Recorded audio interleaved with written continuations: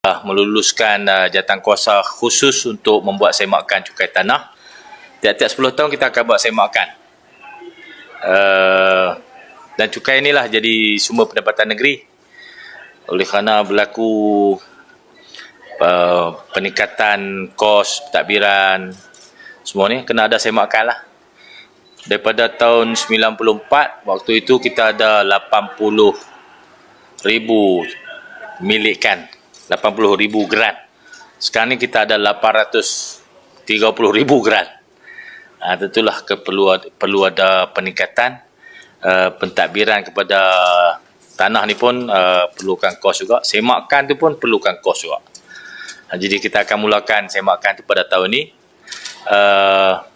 Sebarang perubahan akan berkuat kuasa tahun 2026. Kita perlu masa 2 tahun untuk buat semakan tu. Yang ketiga ialah musim panas. Sekarang ni kita hadapi musim panas yang mungkin berpanjangan. Mula timbul isu bekalan air di merata-rata tempat. Sebenarnya kalau hujan turun macam biasa, taklah kritikal sangat, walaupun ada setengah-setengah tempat tu memang berlaku penghantaran dengan lori. Saya dah tanggung kos penghantaran lori ni 7 juta. Untuk tahun 2023, 7 juta. Itu sebahagian daripada NRW. Kalau boleh, kita pun tak mahu hantar pakai lori. Pakai pasal ayat tu free. Tak ada masuk bil. Dan kita tanggung kos tu. Kita sedang usaha bersungguh-sungguh secara bersepadulah untuk menyelesaikan isu bekalan air. Berkaitan ini juga ada lawatan daripada Timbalan Menteri.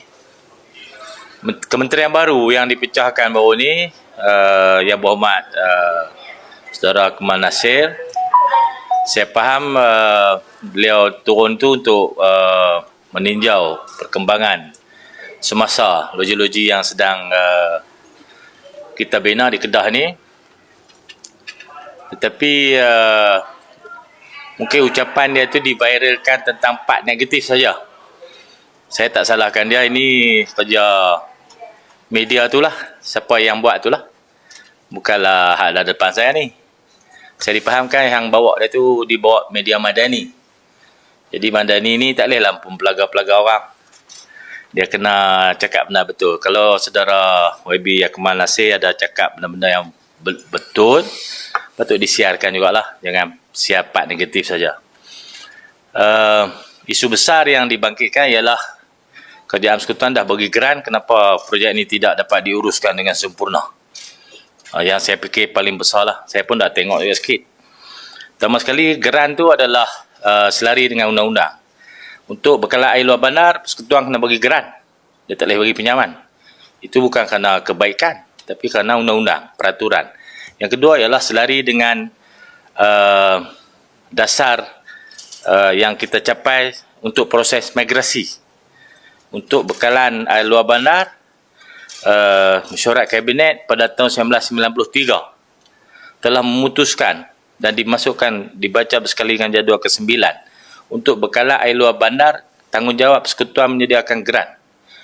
Kalau kawasan bandar, state kena buat pinjaman. Sebab itu kalau perlu bank untuk bekalan air di Alostar, Kubang Pasu dan di Kuala Kedah dalam kawasan bandar, kita kena pinjam.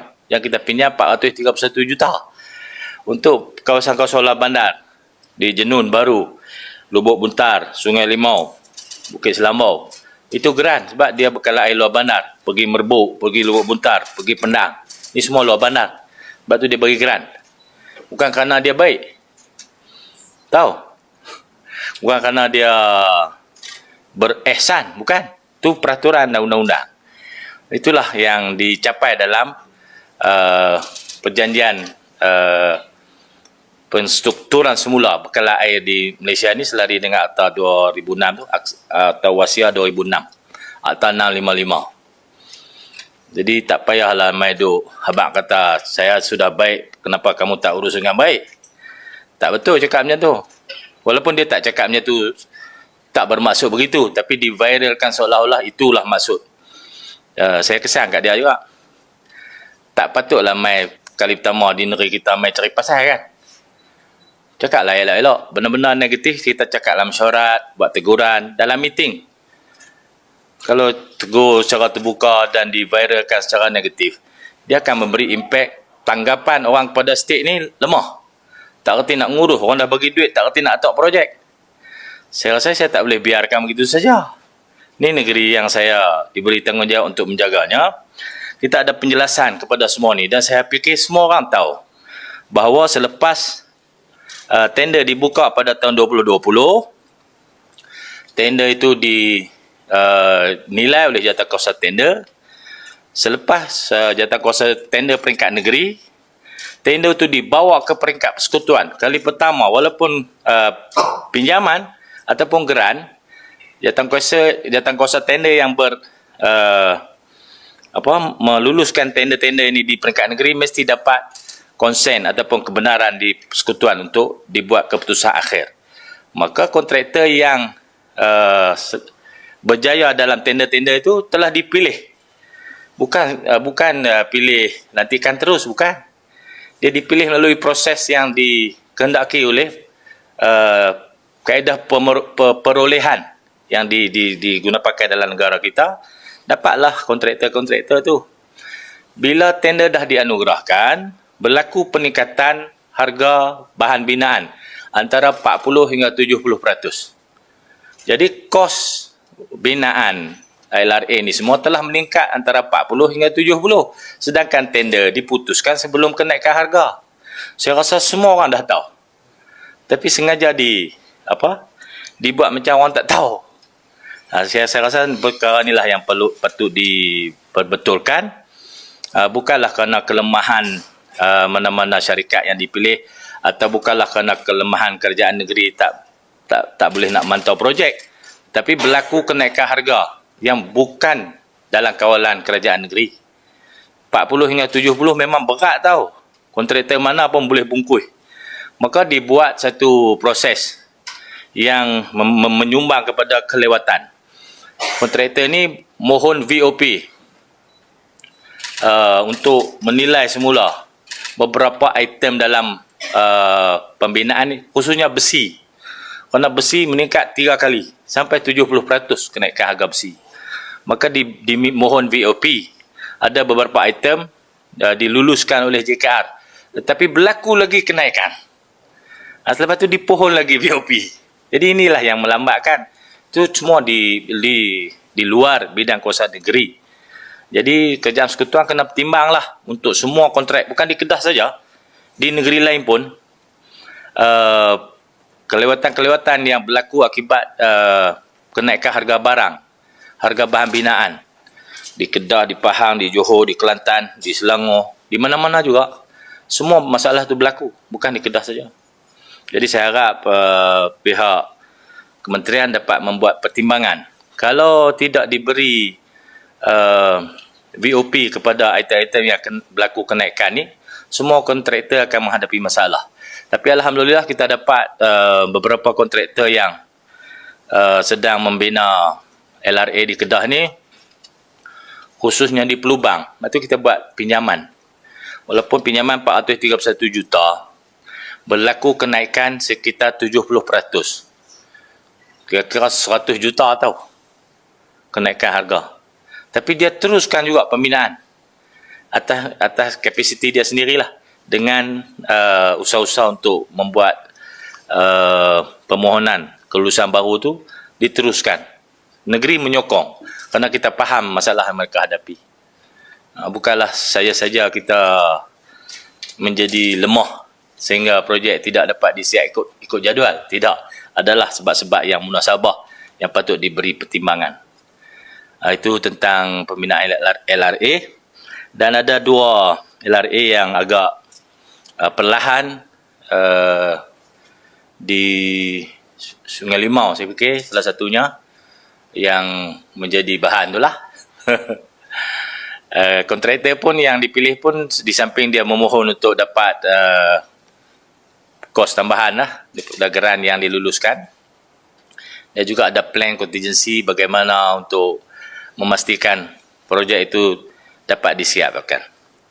Ada banyak projek yang dibuat oleh kerajaan ni, kontraktor yang asal yang menang tender akhirnya tak dapat siap. Dilantik kontraktor penyelamat pun tak siap juga. Ada yang siap tapi tak ikut spek pasal kos rendah. Tak, dan main lagi bumbung runtuh. Bukan sinilah kan, bukan sini, di tempat lain. Bumbung stadium runtuh. Ada tempat buat makmal komputer, bumbung runtuh. Pasal apa ni? Ni benda-benda yang tidak diberi perhatian. Kontraktor dah lemah, harga barang meningkat, dia terpaksa buat penjimatan, tak ikut spek, akhir sekali keselamatan terabai. Kita tak mau berlaku macam tu. Kita nak LRA siap ikut spek yang ditentukan dengan harga yang dipertimbangkan semula akibat berlaku peningkatan kos bahan binaan. Itu saja penjelasan kepada isu LRA. Janganlah kata Kedah ni air sangat kritikal, semua negeri macam tu. Bila berlaku kemarau, akan berlaku shortage. Negeri semaju, negeri Selangor pun ada masalah air. Di Kedah ni saja, yang kita hantar air pakai lori, ikut lorong by lorong, rumah ke rumah. Negeri lain tak buat, dia centralize, hampa main mix situ. Kedah tak. Saya kata pi sampai rumah. Jadi lori tu pi rumah berhenti, pi rumah berhenti, pi rumah berhenti. Special sikit lah. Semua negeri menghadapi masalah yang hampir sama dalam infrastruktur bekalan air. Jadi Kedah sedang berjalan ke arah yang betul lah untuk menyelesaikan isu ni. Jangan beri gambaran kata Kedah seorang je teruk. Ada negeri lain bil elektrik untuk buka pam air pun tak boleh bayar tau. Ada. Ada ramai beritahu saya kemarin. Hutang puluh-puluh juta. Bil elektrik untuk operasi LRA. Kita ada, kita pay master yang paling baik sekali di Malaysia untuk bil elektrik bagi bekal air. Walaupun dia memakan sampai 180 juta bil elektrik saja, 60% daripada kos operasi bekal air ni ialah bil elektrik. Tapi kita bayar, tak pernah tinggal, tak pernah ada hutang. Itu baiknya kita menguruskan bekal air setakat yang kita ada lah. Untuk projek-projek baru ni, kita hadapi masalah yang sebutkan tadi. Kerajaan Persekutuan kena timbang semula lah. Pertimbangan untuk dapat BOP yang pertama setahun setengah. Mohon nak lulus dapat BOP yang pertama untuk 4 ke 3 item je tu setahun setengah. Jadi kontraktor nak jalan macam mana? Bukan dia tak tahu kenaikan harga, semua orang tahu, tapi dah tak bertindak segera. Jadi kontraktor perlahan kerana lapas semput dah barang koi mahal. Jadi kalau cepat diluluskan permohonan tu, LRA akan pantas. Tapi sekarang pun tidaklah begitu jauh daripada jadual asal pembinaan. Dengan keadaan sebenar tidak begitu jauh. Saya adalah angka-angka tu, tak begitu jauh. Tapi kontraktor pulun juga dengan keupayaan mereka lah. Kalau tak siap, mereka blacklist pula. Busuk nama mereka. Nak bagi siap, mereka rugi. Tiap-tiap kontraktor tu boleh tahu dah rugi berapa. Jadi saya harap Kerajaan Persekutuan boleh buat pertimbangan tu lah. Yang keempat, tadi berapa dah Puan Roslina? 3 kan? No? Saya sebutlah tentang sedimen. Itu saya dah jawab kan? No? Ada orang yang buat isu kata kita terbang balak ikut suka sedimen melap di empangan muda sampai air jadi cetek. Empangan muda tu usia dia dah lebih dah 50 tahun. Semua takungan-takungan air di seluruh dunia akan ada sedimen. Termasuk air dalam kolah di rumah kita. Termasuk kolah masjid. Mesti ada sedimen. Itu tak ada hutan, tak ada apa kan? No? Jadi itu benda normal. Jadi buat isu kononnya kita terbang balak berleluasa, membalak ke haram, berlaku mendapan di empangan, itu semua tak betul. Nabi Muhammad ni Nazmi pun ada buat statement. Dia kata setakat pemeriksaan yang setakat hari itulah tak ada. Saya kata pilah siasat lagi. Memang tak ada. Takkan ada. Ini semua isu-isu untuk mempercepatkan penubuhan yang dicadangkan oleh sesebuah negeri ya, di utara Semenanjung ni juga untuk campur tangan dalam urusan pentadbiran negeri Kedah. Saya tidak akan benarkan. Empangan tu di bawah kendalian pihak MADA. Dan mereka pun dah sedar benda ni dah 10 tahun dulu. Bukan cakap NGO tu habaq, tak. Sejak saya jadi MB 4 tahun dulu pun perkara ni telah disebutkan.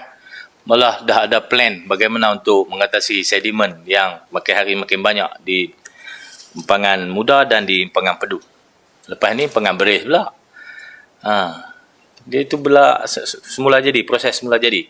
Semua benda yang berada di atas, dia akan bergolek turun ke bawah. Dia akan masuk ke lantai tasik tu. Takkan dia duduk situ je. Ada aliran masuk. Saya harap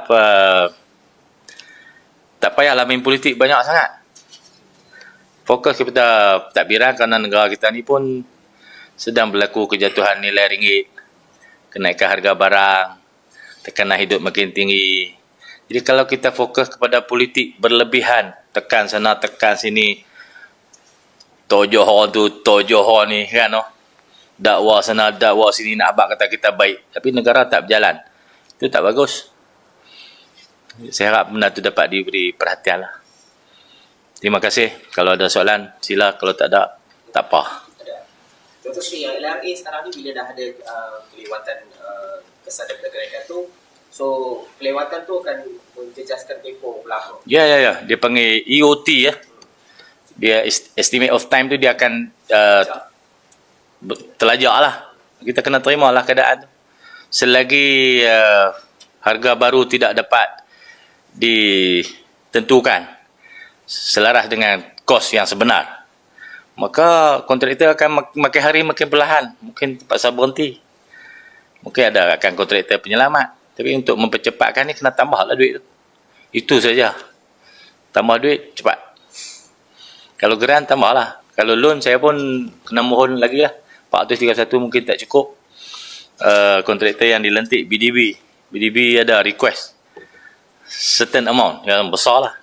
Saya kata 70% daripada kos asal. Untuk bahan binaan. Dia melibatkan puluh-puluh juta. Kita pun mohon lah pinjaman baru untuk biayai projek tu. Dalam tempoh tu mesti ada apa benda-benda yang kena align balik Dr. Sri untuk cater keperluan pengguna kan. So apa benda yang terpaksa di align oleh Persada sekarang? Yalah, kita berjalan seperti biasa. Jalan macam lah ni tak ada lagi LRA tu. Dia akan berjalan macam lah ni juga. Ada kawasan-kawasan yang dihantar pakai lori akan terus berlori. Ada kawasan di hujung sistem, tekanan makin rendah, kita pasang booster pump. Kita ada buat satu di Taman Bandar Baru. Booster pump tu akan settle semua kawasan Bukit Bayu tu pakai booster pump tu. Tinggal lagi Merbuk saja. Merbuk kita dah tahu sejak puluh-puluh tahun, bila kemarau, tumpah kering, air Gunung Jerai tak turun, Merbuk akan ada masalah. Itu kita akan siphon daripada Pinang Tunggal 10 MLD. Mungkin kita akan tambah lagi. Kita tap kita punya pipeline tu dengan bekalan daripada Pinang Tunggal. Pun tak sampai hujung sistem. Hujung sistem kena hantar dengan lori. Teknikal penghantaran ni SADA dah faham dan mereka sedang menguruskan lah. Saya ucap terima kasih kepada kaki tangan SADA yang bekerja siang malam, termasuklah kontraktor-kontraktor yang dilantik buat penghantaran pakai lori tu. Bekerja 24 jam, bos. Perit, bukanlah mudah sangat. Tapi mudahlah menjerit. Menjerit lagi mudah. Menjerit, ya kan? Tadi Datuk Sri kata apa? Pusat telah pertimbang semula untuk mendapatkan kos tambahan akibat berlaku peningkatan dalam harga barang binaan. Ya, kalau kita lulus 129, kan disebut apa? 192. 129 juta grant. 192 tu tak cukup dah, bos. Dilulus zaman Datuk Tuan Ibrahim Tuan Man jadi menteri. Bukan di zaman Madano ni. Betul. Bukan saya nak apa. Dilulus tahun tu. Semua tu. Sekarang ni jaga berapa Dr. Sri? Tu kena tanya report lah. Saya pun tak detail sangat. Tapi berlaku antara 40 hingga 70% kenaikan. Tambahan kepada yang dah diluluskan. Yes, kalau lah kontrak sedia ada 100. Berlaku kenaikan 40 hingga 70. Jadi ketidakcukupannya antara 40 hingga 70 lah. Tapi bukan dalam semua aspek. Ada certain barang. Jadi dia tidak pergi sampai 40 hingga 70 juta. Mungkin separuh kah? Macam tu. Itu detail kena tanya JKR lah. XO ataupun pemilik pengendali pelaksana projek ni JKR. Saya daripada awal lagi. Selepas semua state telah menubuhkan operator air masing-masing, maka JKR air telah dijumutkan. JKR air orang tak dengar dah. Selepas JKR air ditubuh JBA, Jabatan Bekalan Air. Tu pun JKR air sudah tak ambil orang dah. Bahagian teknikal ayak. Semua pergi migrate ke JBA. Lepas JBA, pergi operator ayak. Khususnya di Kedah ni panggil SADA, di Terengganu panggil SATU, di Penang panggil PBA, di Perak Lembaga Air Perak, di Selangor panggil Syabas, di Johor panggil Air Johor. Bila dah 3 peringkat dah berlaku migrasi JKR Air, PBA, SADA. Pegawai di JKR Air tu dah tak ada. Tapi projek LRA ni, masa tu Kerajaan Pakatan Harapan, dia nak JKR juga laksana projek tu.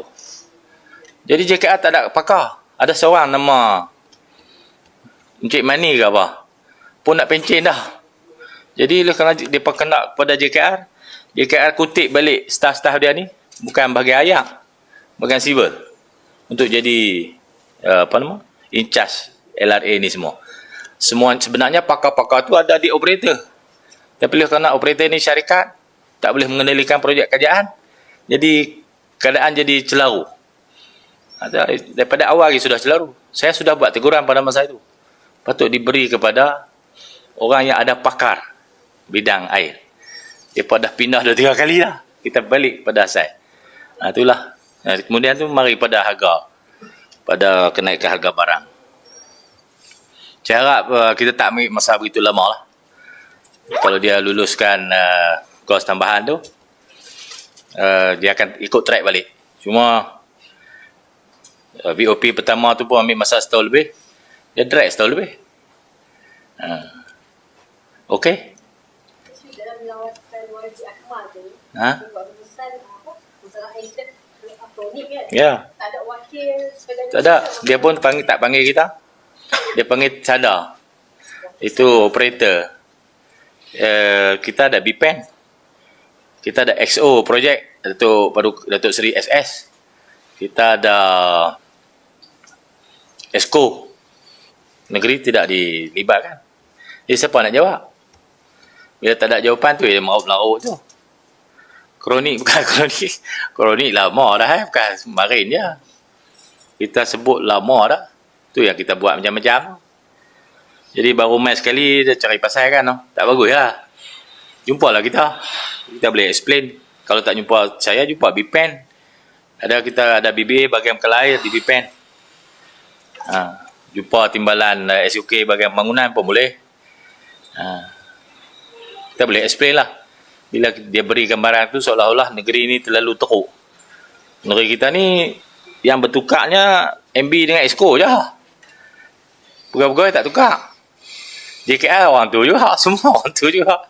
Mereka yang mengendalikan teknikal ni semua.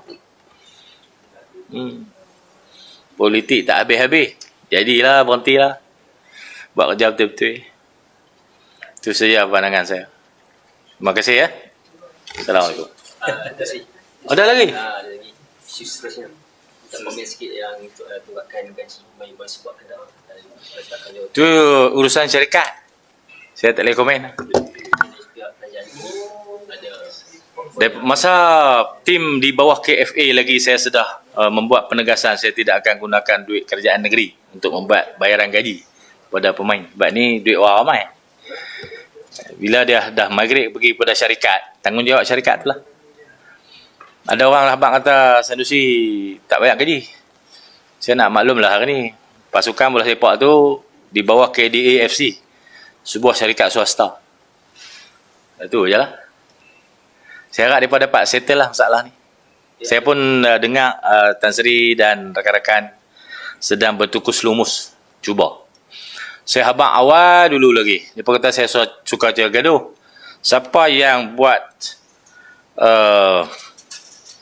setting sampai ke peringkat ni sekali. Sampai tim tak boleh bayar gaji. Kan ada satu setting. Sampai tim tak boleh ikut, negeri tak boleh ikut. Jadilah macam ni. Kalau keadaan tak di setting tinggi, terlalu tinggi macam tu, saya rasa keadaan tak berlaku lah. Yang kedua, saya nak tegur jugalah. Bila agensi-agensi penguatkuasa buat serbuan, kononnya ada rasuah di KFA. Orang kan faham tak KFA, KDFC, orang kan faham. Orang tahu tim bola aja. Bila dibuat tangkapan, lepas tu dituduh ada rasuah, padahal tak ada, maka penaja-penaja, sponsor-sponsor kepada KDFC pun lari. Mereka kata ada rasuah. Mereka kan tahu KFA, KDAFC apa, mereka kan tahu, mereka tahu bola aja. Jadi ada KFA buat rancangan untuk cari dana pun terpaksa dibatalkan. Orang tak mau dekat. Saya cadangkan SPRM ambil tim bola KDAFC tu. Dah berpandai sangat. Pi siasat sana tuduh honu tangkap orang ni kan lah. Dah berpandai apa pi takbir pasukan bola tu. Hampa bayar gaji. Boleh tak? Bila kita buat elok-elok, saya pun dah ambil daripada 4 tahun dulu, boleh settle masalah hutang, boleh mula bayar gaji. Tahu-tahu piduk kacau macam tu. Rosak habis semua. Lah tak boleh bayar gaji. Dan saya yakin kadang-kadang berterusan, MFL pada musim depan, bulan Mei, akan kehilangan satu pasukan dalam kancah tu. KDAFC. Pasal apa kacau? Sukan tak boleh kacau macam tu. Ni industri sukan. Orang duk bagi duit kat persatuan bola ni tu 1924 lagi. Memang lagu tu lah orang bagi duit. 1924. Ada ketika tak ada duit, pergi tebang kayu balak. Saya tahu. Dapatlah berapa persen untuk pasukan bola untuk membiayai pasukan tu. Tapi bila semua ni dikacau seolah-olah nak digambarkan keadaan kita buruk, maka bola pun terima nasib padahnya. Lah ni hampa ambil bola tu. Hampa pergi bayar, hampa pergi takbir. Kalau hampa pandai, hampa tak rasuah, hampa cekap, hampa bersih, pergi ambil tim tu, hampa bayar gaji. Nak tengok jadi apa. Kan? Itulah. Kalau nak bagi pulang paku buah keras, itulah. Jangan rodong habis ke semua. Nak cari salah Sanusi, nak cari dosa dia, nak sumbat dia masuk dalam. Sampai ke bola pun hampa korban. Saya dah cari salah saya memang tak ada. Sebab saya tidak komit kepada kesalahan. Hampa gagah pergi cari juga, lingkup habis ke semua. Apa tanggung? Pergi tanggung. Hampa pergi marah SPRM. Nak Terima kasih.